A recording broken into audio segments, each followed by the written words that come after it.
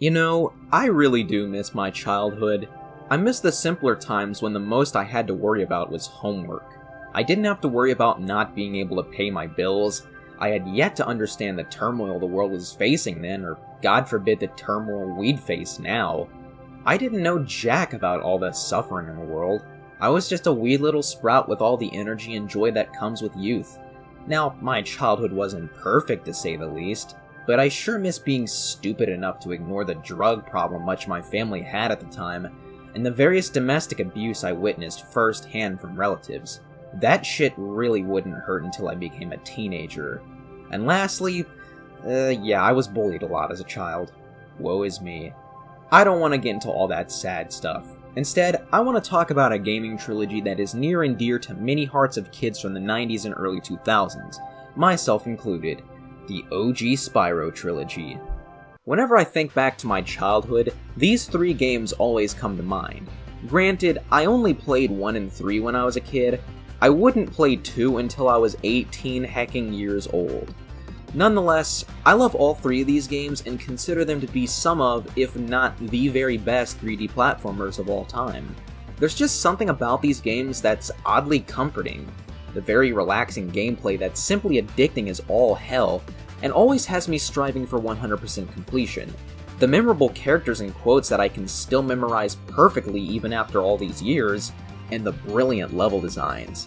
I honestly just get lost in these levels every time I come back.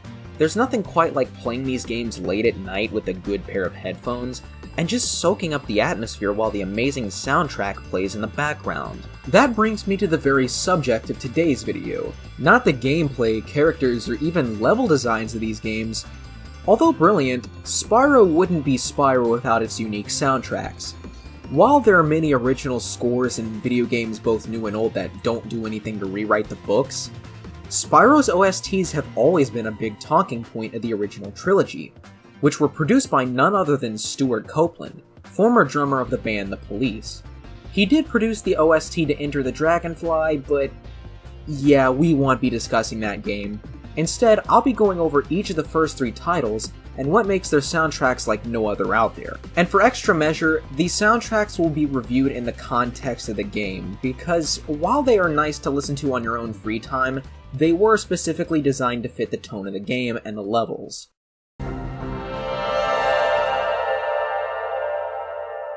Ah yes, the game that started it all. Hell, it arguably started my road to becoming an epic gamer, as this alongside Gran Turismo 2 were the first console games I ever played. As such, playing this game years later as a man in his early 20s with a job to worry about is enough to make me cry sometimes. Both tears of happiness because of how comforting and nostalgic it is, but also tears of sadness because I know full well that I can't truly go back and relive those simpler times. Simple is a good way of describing this game. Simple? And no, that's not an insult. It's the most pure of the PS1 trilogy, with none of the bloat of the second game or the side characters of 3. And that's also reflected in the soundtrack, which is the most basic of the bunch, but that also works in its favor arguably. The soundtrack to Spyro the Dragon is kinda hard to describe accurately. The best way I can describe it is as 70s prog rock a la Genesis and Yes meets 90s alt rock. At least that's how it sounds to me. Stewart Copeland's previous credentials are from the famous new wave group The Police, and this soundtrack doesn't really sound much like them.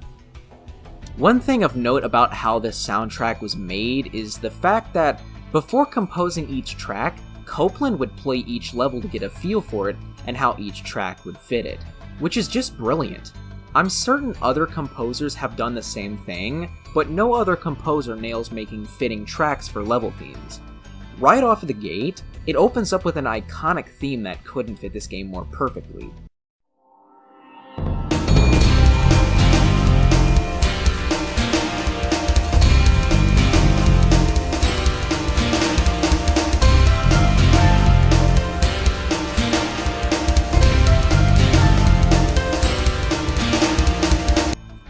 Some things you'll notice throughout the soundtrack are a combination of acoustic and electric guitars, keyboards, and various bells and whistles that just scream Spyro.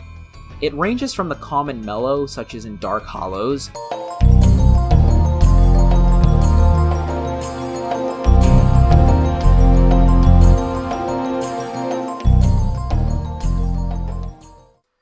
to the more rock-oriented pieces such as Toasty.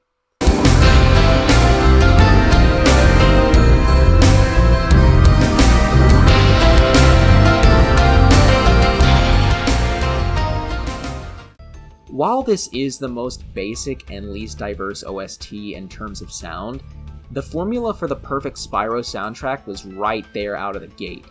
Spyro 1 was a sleeper hit, and with it going on to sell 5 million copies, a sequel was bound to happen. Only question is, where does Stuart Copeland go from there?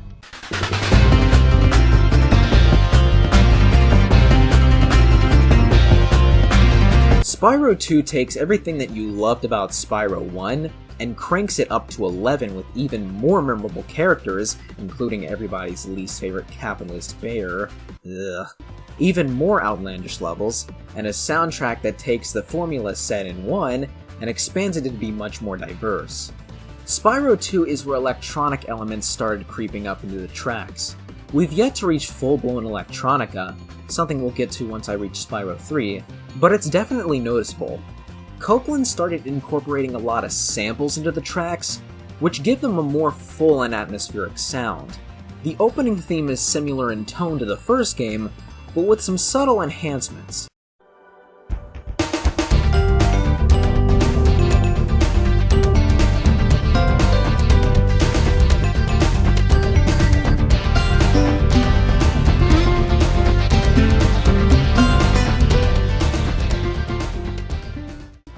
Overall, it does seem like the 70s keyboard prog influences of the first game are mostly gone, replaced with atmospheric pieces in the hub worlds.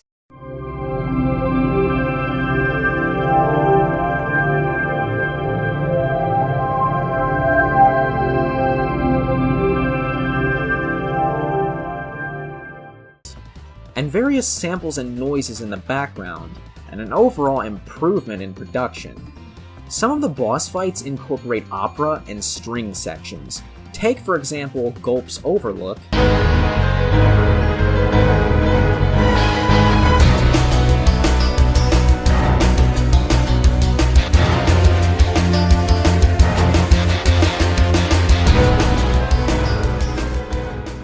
and Ripto's Arena.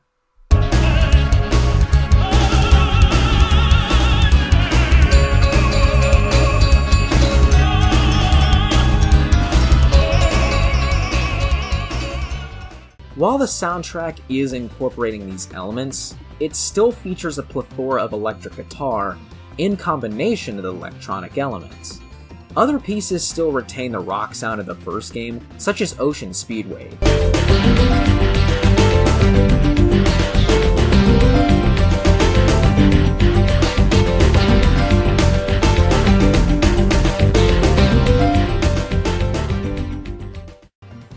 This track even seems to have some of the prog rock elements of the first game as well. Overall, I think Spyro 2's soundtrack is the perfect middle ground between 1 and 3, as it contains the straightforward rock of 1 and the electronica of 3 mixed perfectly together. Spyro 2 is the fan favorite of many Spyro fans, and while I personally see it as the most flawed of the bunch, I can understand why people hold it in such high regard.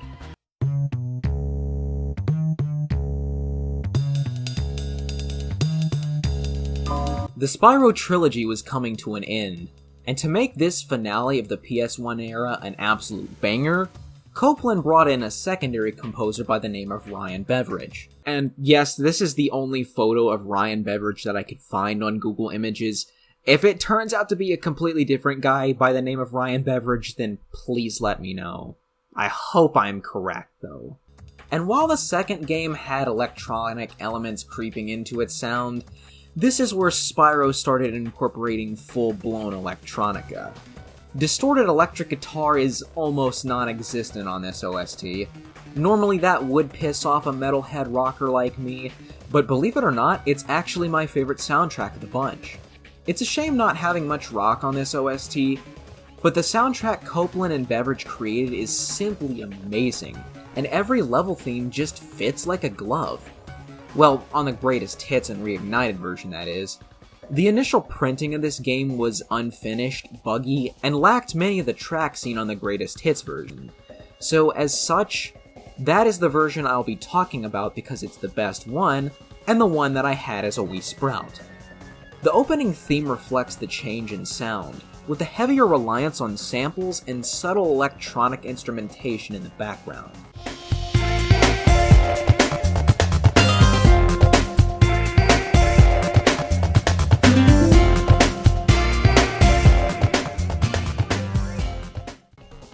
Some of the tracks were composed entirely by New Blood Ryan Beveridge, which feature an almost techno sound to them a la Fireworks Factory.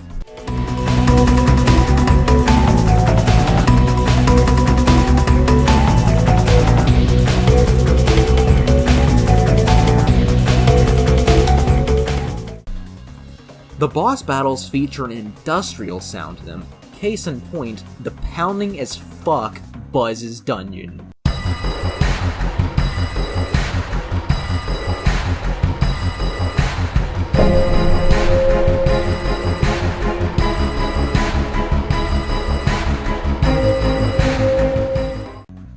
Just add a guitar track behind it, and it could fit as an industrial metal tune. I'm not even joking. And the hub world themes combine ambient background tracks with various keyboards and funky bass lines.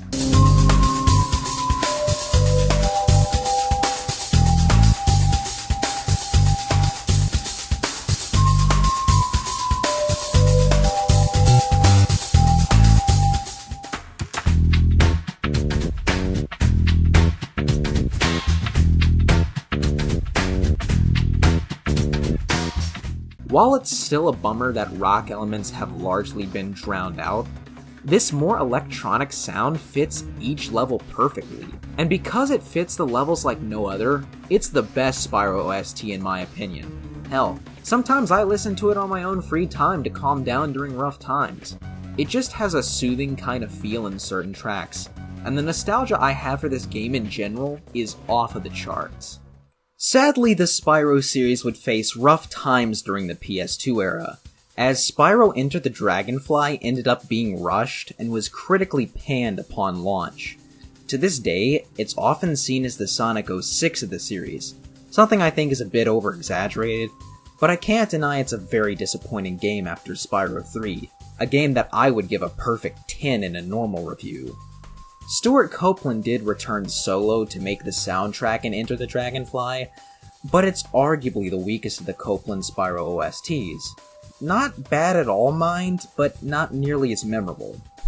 Thankfully, with this series now being reignited, Waka Waka, the Spyro fandom is bigger than ever, and is currently awaiting a true Spyro 4 in the vein of Crash 4 It's About Time. I can only hope that Copeland returns to make another masterpiece of an OST, although I'd like some more boundary-pushing sounds thrown in there.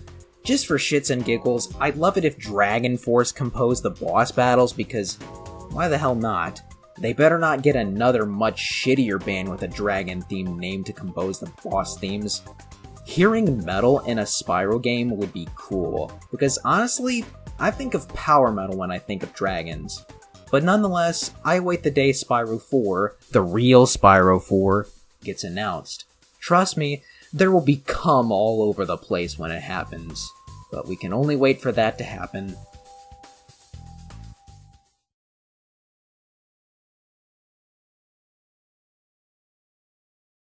I've tried my best to classify the genres of Spyro OSTs, and honestly, I feel that's a moot effort because Spyro just has one of those sounds that's one of a kind and can't be accurately pinned down. Sure, there were some keyboard prog elements in 1 and even 2, but it doesn't sound exactly like any Genesis or Yes record, to be honest. Spyro 3 has some techno and drum and bass elements, but it doesn't really sound like any albums in those genres either. The debate of what genre PS1 Spyro OSTs are kinda reminds me of the debates on what to classify Metal Gear Rising's OST. Not in terms of sound, obviously, but the fact that every single time people try to label it, it just sounds completely incorrect. Some people have called MGR's soundtrack metal step because of a select few dubstep-esque sounds being played over hand cramp-inducing guitar wankery.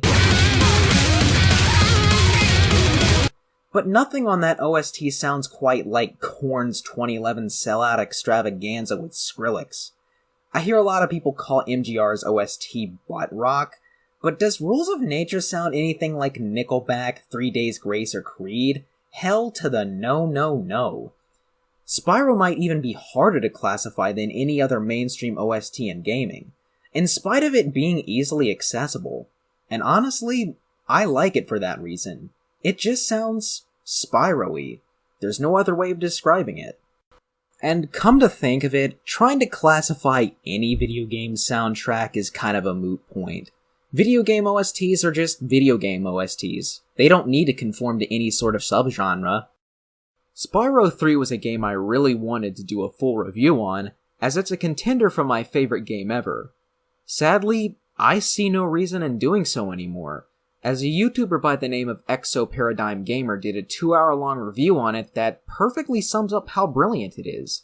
And Lord knows I'll never make a video that long for a while, let alone ever. I'd recommend watching that because it's one of my favorite game reviews on YouTube, and Exo is just an amazing game reviewer in general that everyone should check out. So thanks, Paradigm Gamer. You made the idea of me reviewing Spyro 3 completely obsolete.